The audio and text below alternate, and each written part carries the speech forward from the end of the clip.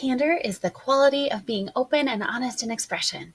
Finding the right balance of this at work can be challenging because the acceptable level of candor is subject to individual interpretation. Our intentions are to call a spade, fix what's not working, and model accountability. While those goals are important, we must approach each topic with the proper perspective and decorum to achieve our collective success. If something's not working, the elephant in the room should be addressed and guided to the proper path. For example, it's not polite to call someone out in front of others or put all the blame and accountability on someone else. Let's say your coworker has formed a habit of showing up late to meetings. An unhealthy approach might be to call them out in the next meeting and draw attention to their tardiness in front of others. A better way would be to connect with them privately, communicate the urgency of on-time arrival, and ask them what you can do to help. This would also be a great opportunity for inviting your team to establish group norms for your meetings. We should also never throw people under buses, not literally or metaphorically.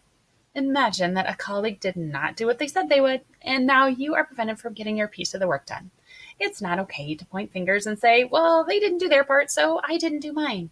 Instead, we need to find a way to own what we can to keep us moving forward and also communicate our expectations to prevent that from happening next time. Sometimes we need to call a spade a spade. In your office, there may be someone with a very resonant voice which affects focus within the workspace. Instead of calling that person a loudmouth, we need to find a way to correct the volume without being hurtful. We could privately acknowledge and appreciate that person's passion, yet remind them that the acoustics in this space really amplify the movement of sound. This is a more considerate way of bringing that person's attention to the issue. Talking through these situations with your team and working from a common set of expectations is helpful in managing successful communication in your workplace. Would you like to learn more? Simply click the link below this video and visit us at yourclearnextstep.com. We offer guidance on workplace skills and interpersonal relationships through a variety of resources. We look forward to helping you find your clear next step.